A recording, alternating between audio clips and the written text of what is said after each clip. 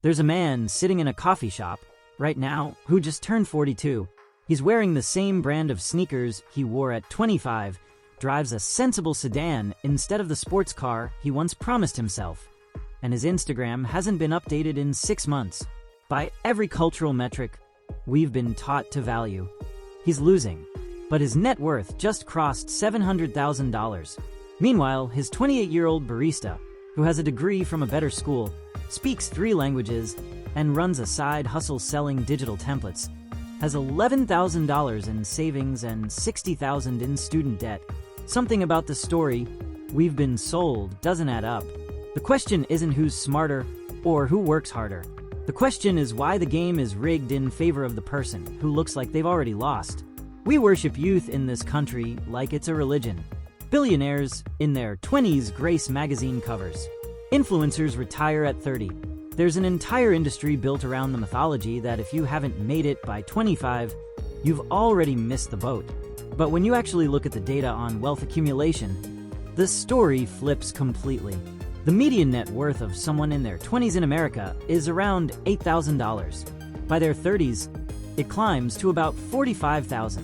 But in their 40s, it jumps to $127,000. And by the time you hit your 50s, you're looking at $250,000. The curve doesn't bend upward in your 20s. It barely moves at all. The real acceleration happens later, much later, when no one's watching and the cameras have moved on to the next 22-year-old founder. This isn't about motivation. This isn't about hustle culture or manifesting abundance or any of that noise. This is about math, time, and a series of structural advantages that only become visible once you've survived long enough to see them. Let's start with the most obvious thing no one wants to admit. Your 20s are expensive in ways that have nothing to do with avocado toast. You're establishing yourself. You're moving cities, changing jobs, paying off debt, building credit from scratch, buying furniture for the first time, learning how to negotiate a salary when you have zero leverage. You're also making every expensive mistake a human can make. Because you don't know what you don't know yet. You buy the wrong car. You sign the wrong lease. You take the wrong job because it sounded impressive. You finance things you shouldn't finance. You trust people you shouldn't trust. This isn't a moral failure. It's tuition. But tuition costs money. Meanwhile, your income is at its lowest point. The average salary for someone in their 20s is around $45,000. After taxes, rent, student loans, and basic survival costs, you're left with almost nothing to invest. You might have a retirement account your employer auto-enrolled you in, contributing 3% of a salary that barely covers groceries. You're technically saving, but the numbers are so small, they feel almost symbolic. You're told to invest early because of compound interest, and that's true, but compound interest on $50 a month is not going to change your life. Not yet. Now contrast that with your 40s. Your income has nearly doubled. The average person in their 40s earns around $75,000, and many earn significantly more. You've switched jobs at least 3 or 4 times by now, and each switch came with a raise because you finally understand your market value. You've learned how to negotiate. You've built a network. You've figured out which skills actually pay and which ones just sound good on LinkedIn. More importantly, your fixed costs have stabilized. You're not moving every year. You're not furnishing apartments from scratch. You're not paying application fees and security deposits and buying work clothes for jobs you'll quit in 9 months. If you bought a house, your mortgage payment is locked in. If you're renting, you've at least figured out where you want to live. The chaos has settled, and that stability is worth more than people realize. But income alone doesn't explain the gap. Plenty of people earn more in their 40s and still have nothing saved. The real difference is what happens when income, time, and behavior finally align. Let's walk through the mechanics. First, debt. Most people in their 20s are drowning in it. The average student loan debt for a bachelor's degree is around $37,000. Add credit cards, car loans, maybe some medical debt, and you're looking at $50,000 to $60,000 of weight tied to your ankles before you've even started swimming. That debt doesn't just cost you the principal, it costs you the interest, which depending on the loan, can be anywhere from 4 to 12% annually. Every dollar you pay toward debt is a dollar you can invest. Every month you're making loan payments is a month where compound interest is working against you instead of for you. By your 40s, most of that debt is gone. Not because you made some heroic sacrifice, but because you've had 20 years to chip away at it. The anchors are off. The money that used to disappear into loan payments can now go somewhere else. Second, expenses scale differently than people expect. There's this assumption that as you earn more, you spend proportionally more. And yes, lifestyle creep is real, but it's not linear. When you go from making $40,000 to $50,000, your rent might go up a little, but it doesn't go up 25%. Your grocery bill doesn't spike. Your car payment doesn't double. The marginal cost of living increases, but not at the same rate as your income. This creates slack in the system. By your 40s, if you're earning $75,000, your necessary expenses might only be $40,000 or $50,000. That leaves $25,000 in discretionary income. In your 20s, if you're earning $45,000, your necessary expenses might be $40,000. That leaves $5,000. The difference isn't just $20,000. It's the difference between being able to save $400 a month versus $2,000 a month. That's a 5-to-1 ratio. Third, and this is the part that feels almost unfair, investments compound asymmetrically.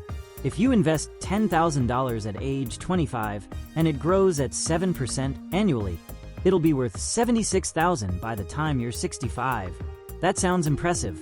But if you invest $50,000 at age 40 and it grows at the same rate, it'll be worth $148,000 by 65. You put in 5 times more money 15 years later, and you still end up with nearly double the result. The reason is simple. The big money in investing doesn't come from time alone. It comes from capital. Compound interest is powerful, but only if you're compounding something substantial. $100 growing at 7% is $7. $10,000 growing at 7% is $700. The math rewards scale, and scale doesn't happen in your 20s. Here's where the dissonance gets uncomfortable. We've built an entire cultural narrative around starting early. Every personal finance guru, every clickbait article, every TikTok talking head says the same thing. Invest young, start now, don't wait. And they're not wrong. Starting early is better than not starting at all, but the advice is incomplete. It doesn't account for the fact that starting early with no money is functionally useless. You can't compound what you don't have. A 25-year-old maxing out their Roth IRA at $6,500 a year is doing something good, but they're not building wealth. Not yet. They're building the foundation for wealth. The actual construction happens later. The irony is that the people who need this advice most, people in their 20s with student debt and entry-level salaries, are the least equipped to act on it. And the people who are finally in a position to act on it, people in their 40s with higher incomes and lower expenses, have often been told they're too late. They've internalized the message that they missed the window, so they don't save aggressively. They assume the game is over. But the game isn't over. It's just beginning. There's also a psychological shift that happens in your 40s that no one talks about. Your relationship with money changes. In your 20s, money is abstract. It's something you need to survive, something you trade for experiences, something you stress about, but don't fully understand. By your 40s, money becomes concrete. You've seen what happens when you don't have it. You've watched friends lose jobs, go through divorces, deal with medical emergencies. You've lived through at least one recession. You understand that the safety net is thinner than you thought. That understanding breeds caution, yes, but it also breeds intentionality. You stop spending money to impress people.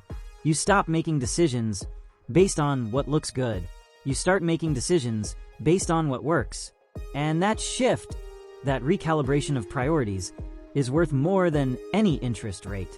But let's be honest about something else. The reason your 40s are better for building wealth isn't just because you're smarter or more disciplined. It's because you've had time to recover from the system. The system that charged you $50,000 for an education that should have cost $10,000. The system that paid you $35,000 for a job that required a degree. The system that raised your rent 15% every year while your salary went up 3%. The system that made healthcare so expensive you skipped checkups to save money. Your 20s weren't just expensive because you made mistakes. They were expensive because you were being extracted from. And by your 40s, you've either figured out how to avoid the extraction points, or you've simply aged out of the most predatory ones. Consider healthcare. In your 20s, if you're healthy, you might pay $150 a month for insurance you never use. But one emergency room visit, one broken bone, one appendicitis, and you're looking at thousands in out-of-pocket costs even with insurance. In your 40s, you're paying more for insurance, maybe $300 a month, but you're also more likely to use it strategically. You understand deductibles, copays, in-network providers. You've learned how to navigate the system instead of being blindsided by it. That knowledge is a form of wealth. Or take housing. In your 20s, you're at the mercy of landlords. You rent because you can't afford to buy. You pay someone else's mortgage. You deal with surprise rent increases, broken appliances that take weeks to fix, security deposits you never get back. In your 40s, if you bought a house in your 30s, your mortgage is fixed. Inflation makes it cheaper over time. Your neighbors are paying $2,000 a month in rent while your mortgage is $1,500. That $300 gap compounds. Over 10 years, that's $36,000. Over 20 years, it's $72,000. That's not even counting appreciation. So what does this mean? It means the entire framework we use to think about wealth is backwards. We fetishize the young entrepreneur, the early adopter, the person who retires at 35. But those people are outliers. They're lottery winners. For everyone else, for the 99% of people who will never sell a startup, or go viral, or inherit money, wealth is a slow, boring, unglamorous process that doesn't even start in earnest until middle age. And that's fine. That's actually how it's supposed to work. The problem is we've been conditioned to believe it's a crisis. We've been told that if we're not rich by 30, we've failed. That narrative doesn't just set us up for disappointment. It sets us up for bad decisions. It makes people take risks they can't afford. It makes them feel desperate. It makes them stop saving because they think they're already behind. But here's the uncomfortable truth. You're not behind. The race doesn't start where you think it does. Your 20s aren't the sprint. They're the warm-up. Your 30s are where you find your stride. Your 40s are where you actually start covering ground. And your 50s and 60s are where you see the results. The compounding doesn't just apply to money. It applies to skills, relationships, judgment, everything. You get better at being alive. And being better at being alive makes you better at building wealth. There's also a darker angle to this. The system benefits when you believe you're too late. If you think you've already missed the window, you stop trying. You stop saving. You spend instead of invest. You tell yourself it doesn't matter. And that benefits everyone who's selling you something. The lifestyle brands, the subscription services, the credit card companies. They want you to feel hopeless about your future, so you'll spend recklessly in your present. It's not a conspiracy. It's just economics. Despair is profitable. So here's where we end. Not with a solution, but with a question. If your 40s are better for building wealth than your 20s, and if most people don't even understand that until it's already happening, what does that say about the way we talk about money? What does it say about the incentives we've created? Because right now, we're telling an entire generation of young people that they're failing when they're actually just getting started. We're making them feel inadequate for not having wealth they were never supposed to have yet. And in doing that, we're robbing them of the patience and perspective they need to actually build something real. The man in the coffee shop, the one who just turned 42, didn't get lucky. He just survived long enough for the math to work. He kept his job when it was boring. He saved when it felt pointless. He avoided catastrophic mistakes. He didn't do anything heroic.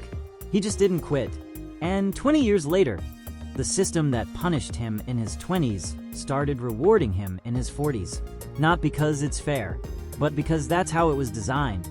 The question is whether you believe him, whether you believe the numbers, whether you're willing to play a game where the scoreboard doesn't update for 2 decades. Because if you're in your 20s right now, staring at a number in your bank account that feels impossibly small, the hardest thing to accept is that you're exactly where you're supposed to be.